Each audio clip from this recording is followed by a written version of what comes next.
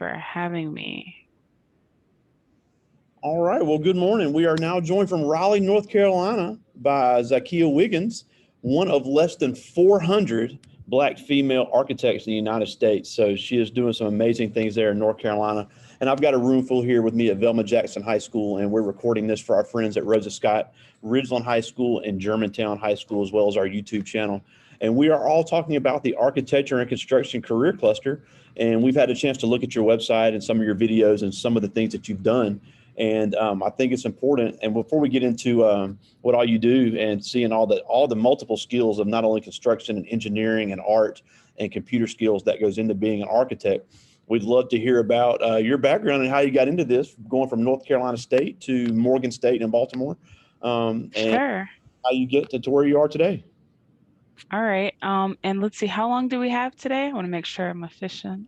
Uh, Somewhere around 30 minutes or so. We go a little bit over, that's fine. Okay. All right, I'll go pretty quick, but I do have one fun fact that is an update from some of the info you just shared. So when I was actually in school, there were probably around, when I was in grad school, I think there were around 250 Black women licensed architects. And since then, we've actually become the fastest demographic to get licensed. And so there is actually over 500 Wow. as of last year. And so I think I came in around 515, but the numbers were actually increasing so rapidly that we're not able to keep track anymore, which I think is a good problem to have. So I'm going to share, let's see, really quickly.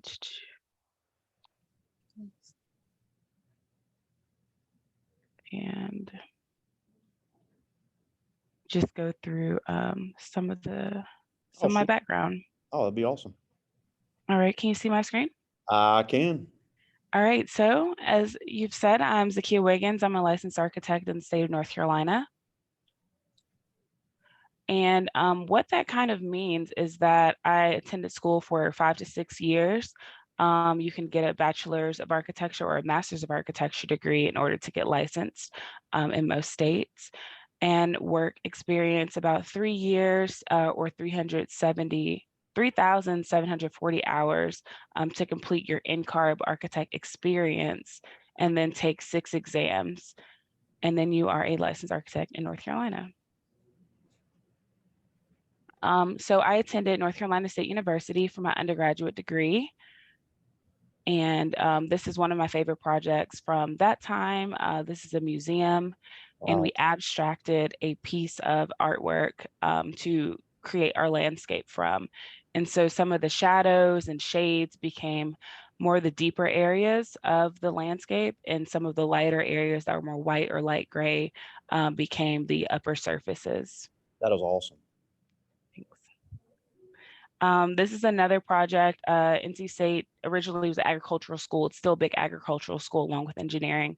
And so there is a dairy farm on campus. And so one of our projects was, how can we design a more efficient, bigger facility for more cows? And so I think it was a good experience to get kind of a range of technical skills. You often see like a lot of big flashy buildings, but agricultural buildings are still really important too. Oh, absolutely. And we actually just got out of the agricultural cluster, and it's nice. Architecture and agriculture do work hand in hand, because Absolutely. you have to have those buildings for all the farming and all the crops and the animals and the right beans as well. And one of the things like most of us didn't think about going into it is, what does the slope need to be for a cow to safely move, and what does the grit of the concrete need to be so that they aren't slipping when there's milk all over the floor and things like that. I never thought about that either. That's really cool. Now moving to Morgan State, where I went to receive my master's degree. And I also received the Alpha Chi Rho Medal of Leadership there. So I included that. This is my thesis project, and it was the Veteran Ability Center. And so I wanted to look at, what demographic of us needs the absolute most accessibility. And so I thought extreme limb amputation. So that's people missing, legs and arms. Are they completely quadriplegic? Things like that. And so the building kind of takes a look at what the journey to healing is, both physically, socially, and mentally. And so I'll have some more renderings of that. And so along here, there's a ramp that goes all the way around the building. And that kind of signifies going from like, here, kind of this little darker space, trying to figure out how you're, going to get from this place of pain to a place of healing, and then moving up to the lighter spaces above as you start off walking or rolling to maybe running again. Um, so this is another look at that ramp going around, and then also kind of a running track that goes around the second floor. And continuing around, and this is up at that higher level. And this site was located in the city of Baltimore. Yeah, and they So have we a had a huge VA hospital there, so there's a huge need for that in the city of Baltimore. absolutely. And so here's some of the images and renderings that I did. So in school and also in practice, we want to make sure our client understands what the building will look like when it's done. So an elevation is just looking at what does this one side of the building look like if you're looking directly at it. This section is what would it look like if we cut the building and opened it up into that particular area. And so this is a section drawing, and this is a section rendering, which combines the 3D with the 2D. And this is a 3D perspective, which is, I would say, one of the most helpful things for when architects are communicating with structural engineers, mechanical engineers, electrical engineers, to understand how all the building systems are coming together. And here in this bottom left, I took my renderings and put it actually into images from Google Earth. So one of the things I really liked about that was that you could see kids playing outside that were in the neighborhood, and it gave some idea not only of scale but of community interaction, that this wasn't just something going in the neighborhood but something that the neighborhood could actually use as well. So it included some sports facilities that were open to the public. That's awesome. Certifications. So there's a lot of different certifications you can get with architecture, but some of the biggest ones are ones that pertain to sustainability and making sure we're protecting our environment as we are creating buildings. And so I'm LEED accredited. That I would say LEED is one of the older or longest sustainability accreditations that's been around. One of the newer ones now as well, which is not just looking at the building materials, but looking at what is the experience like for the people occupying the building that are there all day, making sure your health long term as well from being in there. When I was at Clark Nexon, this is one of the projects that I was able to work on. Let's see. Oops, sorry. So this is Fitzwillard Hall, I believe. Yeah. And so Fitzwillard Hall is an engineering building that's about 200,000 square feet, and it's next to Hunt Library, which is all the way back here, a little bit cut off. And so this is a project that I did construction administration for. And so that's part of the project where you've already done the drawings, almost everything is built, but well, when I came in, almost everything was built. And so my job was kind of looking at finishes and making sure everything was kind of done right and nice for the client. And going back to that, just kind of a walkthrough of what the building process is like. Step one, we plan. So that's all the drawings that are, colorful and like the big idea picture of what the client wants and what ideas that the architect has. And so once we kind of go from that, we start to move into more of the computer renderings and bringing some of that to, pen to paper and straight lines and measurements. Does this actually fit on the site? Are all the constraints met by what's called like the local jurisdiction? So if the city says that your project can only be this big because of your zoning, your project can only be this big because of the zoning. So that's a big focus of step two. Construction site visits. And so that's that construction administration I was just talking about. While the building is being built, architects are still going out to check and make sure that things are aligned. And then when you move into kind of the end of that period, that's when all of the trades, structural, mechanical, electrical, plumbing, all come out to make sure that what was intended to happen is happening so that the building can function correctly. Yeah, and then also that's where you depend on your soil analyst because you need to know what type of ground you're building on. Absolutely. Yeah. That's a really great point. So that starts, the earlier the better, so that we can, if we come across some bad soil, you want to make sure that you're planning for a stronger foundation that's going to supplement that, or if you And that need could affect the entire budget of the infill. project because if you have to use different materials, that's going to cost more. That is right. I had a project in Wilmington, North Carolina, when there was that huge hurricane. I want to say it might have been like 2018 that it happened. And so we were planning on doing the site. We already had the site analysis and everything, and we had a plan going forward. And then the entire site was flooded. And so we had to wait for all of that to dry out and regroup and replan. And so it was, I think the budget for the project might have initially been like $5 million, and the site work was $2 million. Ooh. So it's a really big deal. Whether you have a brand new site or a site that used to have a building on it already, both require a lot of attention and intentionality. Number 4, client meetings. That's definitely going to happen all the way through, and often. So depending on what phase of the project you're in, you may meet with your clients, once a week or once every other week. And really, the more communication, usually the better, to make sure everyone's on the same page. And selecting materials and finishes.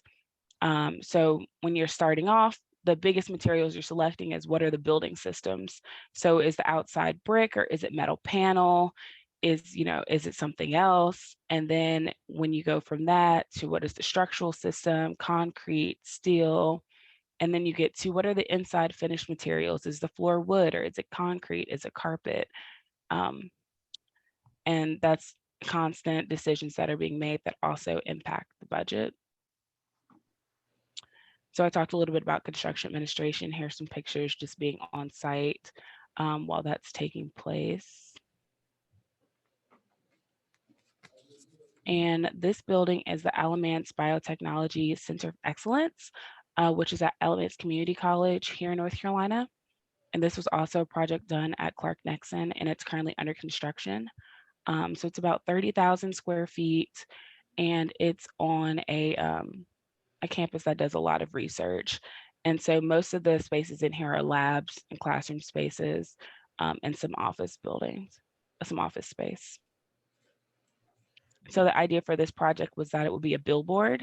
So it's actually at the intersection of 2 highways that are passing. And so it serves as kind of a billboard for the campus saying, we're here, this is what we're doing, this is the direction we want to go in, with kind of the future of our programs. Yeah, and that's cool because on one of the videos we watched that you said the importance of a lot of people are going to occupy the building, but even more people see it.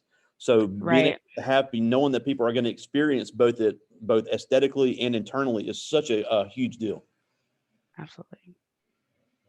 I think that the buildings really need to be as much for the public as they are for the private, and that we can't just design buildings for everyone that has the money to pay for one. These are a couple of the pictures of that construction. These are old though, so there's a lot of progress that's probably been made by now. And I think this is the last project I have in here. This is a this is a life sciences research building. And so this is a project that's done by Jacobs Wiper Architects. And it used to be a Kroger building. And so this is a retrofit. And so this portion here was where a post office was, and that's being torn down. And a 2-story addition is being built. And this part all here was a Kroger. That's pretty cool. That's impressive. Yeah. So it's about 100,000 square feet altogether. with this part being 20,000 and this 80,000.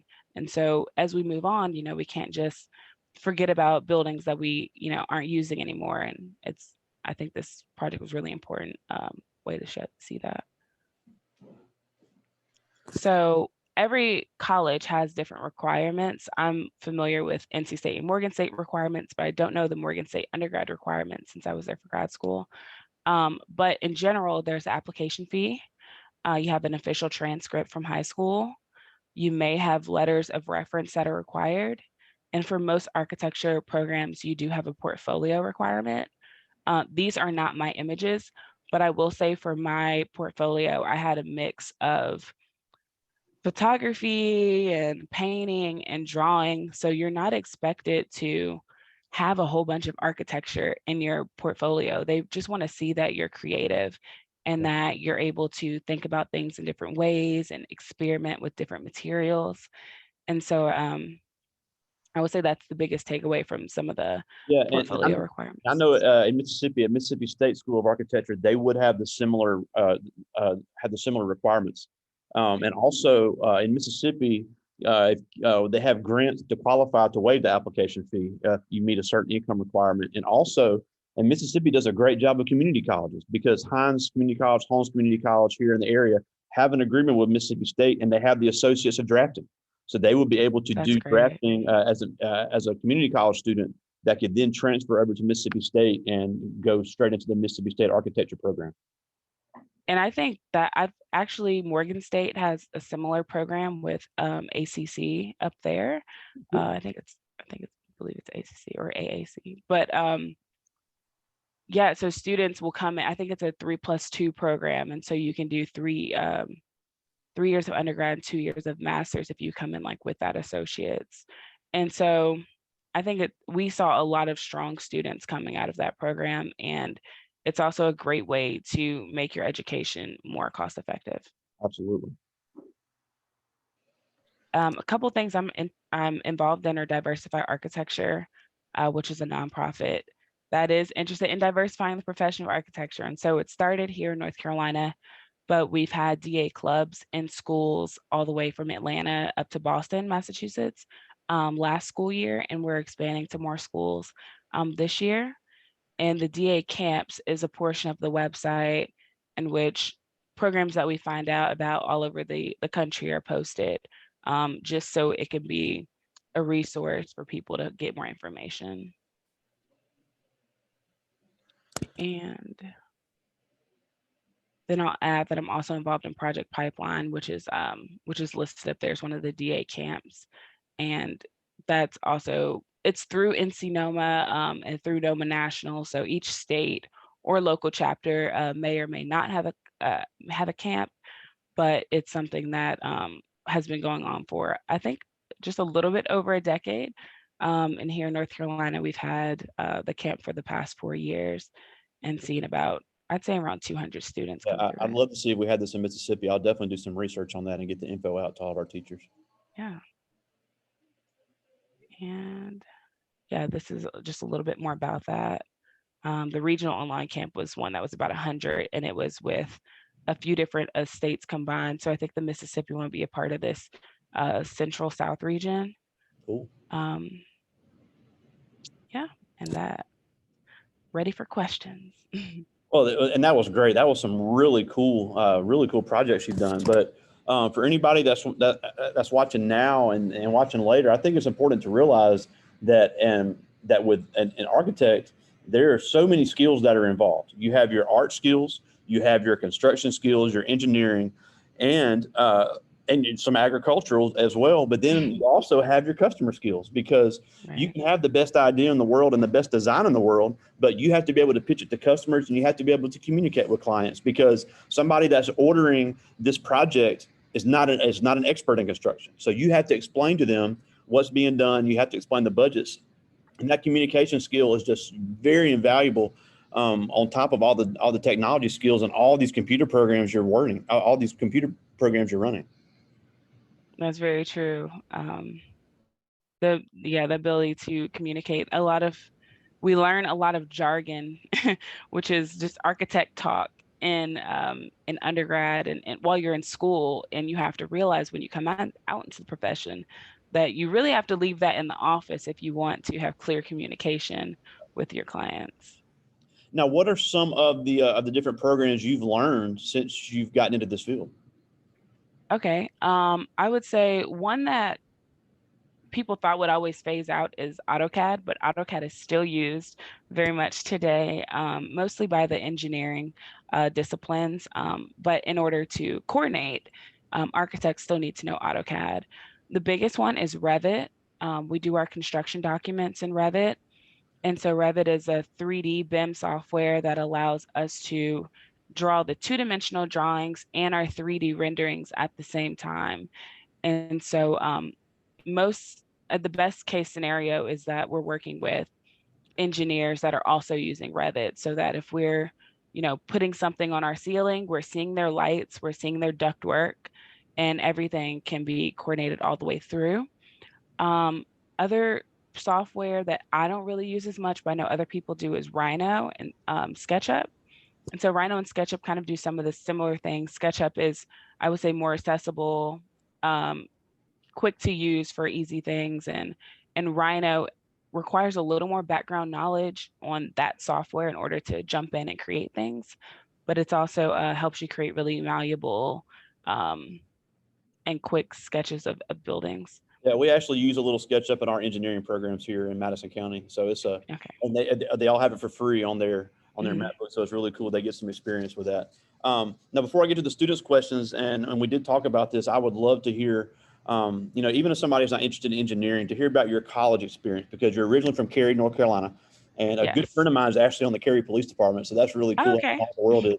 But you're originally from Cary, North Carolina, went to North Carolina State in Raleigh, which is a great state university, and then went to grad school in Morgan State in Baltimore. So you went from a PWI to an HBCU. Now, I always like hearing perspectives on people that have done both. Mhm. So what are some pros and cons? Because they both offer so many great things for students. So what are some pros and cons of both of these types of institutions that somebody may look at coming out of high school? Right. Okay. So yes, we did talk about that, and I would say my mom encouraged me to apply to both in-state and out-of-state schools, as well as PWIs and HBCUs. And so I was accepted to NC State, UNC Charlotte, Howard, and Hampton. Wow. Ultimately, I had to decide what was the most cost effective. And although I did receive, offers with, I think, scholarships from both Hampton and Howard, ultimately it was still a lot more costly because it was an out-of-state school. They were both out-of-state Howard, schools. one of the most, it's a great school, but it's one of the most expensive in the country. Yeah. So that was part of my decision. NC State was about 15 minutes from home. So I was thinking about getting further away, but um, that was part of the decision to go there. I also had attended the NC State Design Camp as a incoming senior right before my application. So I was more familiar with the campus there as well. So I'd say some of the pros and cons. Pros of going to NC State was that I had the in-state tuition and access to a lot of resources. Things like laser cutting was free, Wow. and that's and you don't even know how big of a deal that is until you kind of find out what other schools are doing. There was access to really great facilities, like the workshop that we used, and great professors that were both teaching and working. And just a general, it was a really competitive atmosphere. And I think in a way, iron does sharpen iron. So I think that was definitely a pro. The cons would be that it was a very competitive atmosphere. So I can't say that I had a really collaborative, heavy experience there. And there also was a lack of diversity when I was there, not only amongst students, but also amongst staff. And so it can be hard to see yourself sometimes in the profession when the professionals that you're seeing don't actually look like you. So after studying abroad, I kind of made the decision that I wanted to attend a HBCU. And so I started applying to multiple schools, and I ended up actually only applying to Morgan. And so my mom was there working on her PhD, and that kind of influenced my decision to, just follow her there and see how it goes. And so I went up to visit the school, and I realized that the new building was designed by Phil Freeline, who is a world-renowned architect who's from North Carolina and had attended NC State, but he did a lot of influential work in different Black communities, designing libraries and cultural centers kind of across the United States. And so that was one thing that really kind of affirmed the decision for me. In attending Morgan, I feel like I refound my confidence as a designer and an architect. So some of the projects we had worked on at State were more of like, I'd say like visitor centers and bike centers and school buildings and things like that. But at Morgan, there was a much more heavy emphasis on how our buildings can serve the community. And that's something that really resonated with me. And I think also the studio culture was just a lot different in a way that was more collaborative and felt actually more like the work environment that you go into after graduation. Yeah, and I think also it's important to realize for anybody that's watching now or later that even if they're not a minority, HBCU does not mean exclusively Black. It just means historically Black. Because especially a lot of these HBCU grad programs are very diverse, and they're really looking for a diverse environment in their grad programs. And I know Morgan State, being in a major city, really does a good job at that as well, just like Jackson State does here in the Jackson area. But again, Yeah.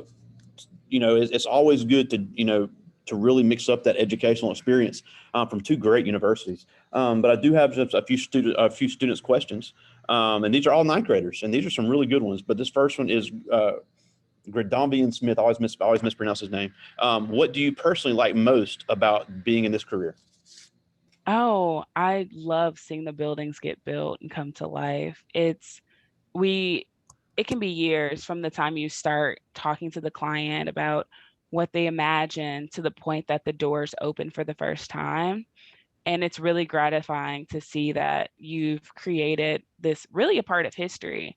Your buildings impact generations. And so I think that's it. So I'm really looking forward to ACC being built and completed, and I can share pictures of that for you to share with the class when it's done. That's awesome. This is Jemiah Carson, and she asked, during a client meeting, are they usually big or small? And is it ever intimidating knowing what's going to happen when you walk in? Oh, that's such a great question. Client meetings can range from big to small. In the first office I worked in, I was really fortunate to work with a team that really respected me and treated me like I was an equal, even as an intern. And so I went to our client meetings, and they said, you should come because you've been the one working on the drawings. And so I think we had maybe 3 to 4 people from the client side, and there were 3 or 4 of us from the designer side. And the client asked a question and about, oh, I don't think I saw, this detail in your drawings. And I was like, oh no, I'm familiar with the drawings. I said, oh no, that's on sheet AE 304 in the bottom left corner. They were like, wow. So that was, I think that was like one of my favorite client moments. But I've also had client meetings now that we're more in the virtual space that have been up to 25 people because everyone just gets sent the invite. And oftentimes they show up because they want to hear what's going on, even if, they have something else going on in the background. Yeah. And then those meetings are very intimidating as well. Oh, I'm sure.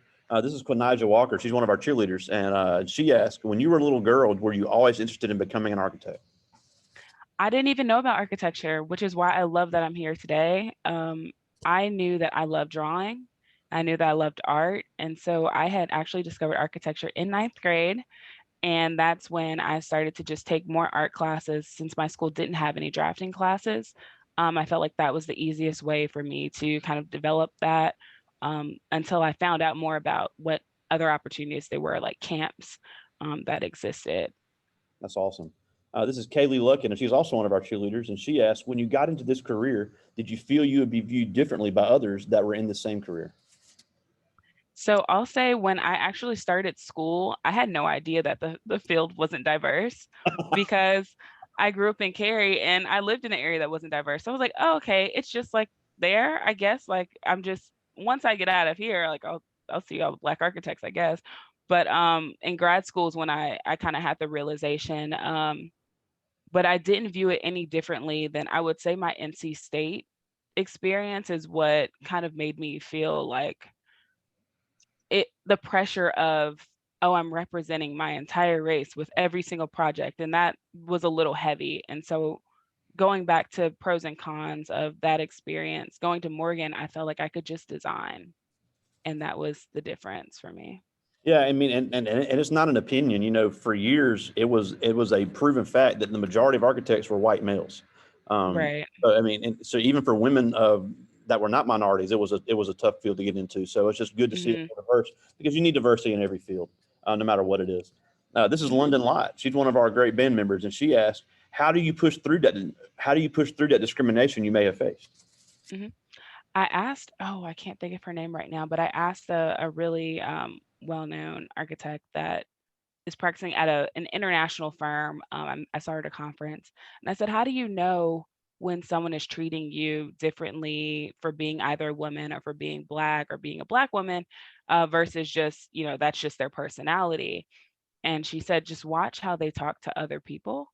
And so I thought that was really interesting. But I would say like just knowing who you are and knowing what your values are and doing the best work that you can do is the best thing that you can do, and to operate in spaces that not only you want to be in, but that want you in them.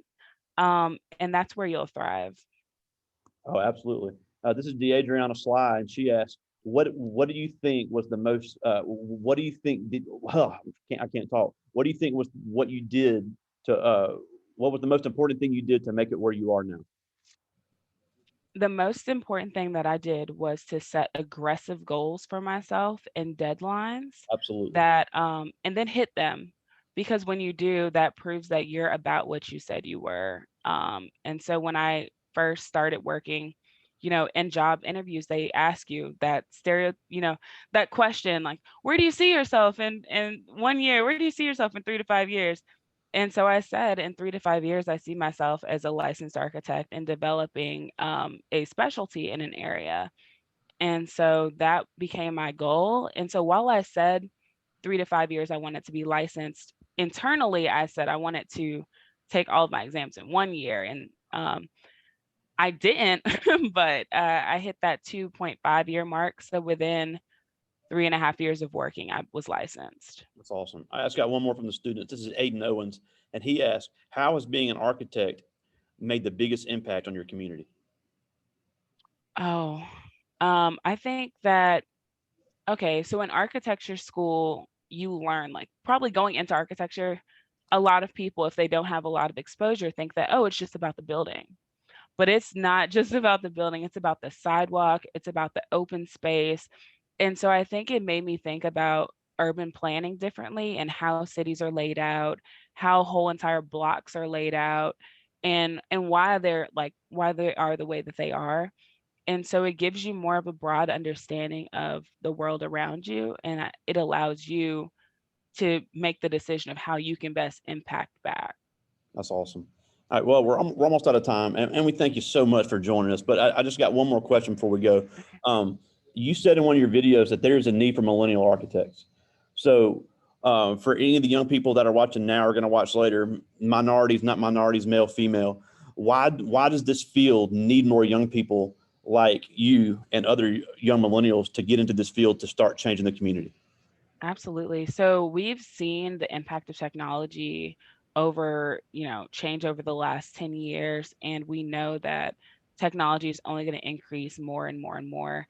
And so, while you have your phone in your hand, while you're on your laptop, if you're taking advantage of learning those things, it's going to help create more efficient buildings. It's going to help create more innovative buildings, and also, just give you a better sense of how we can design better and build better for the future.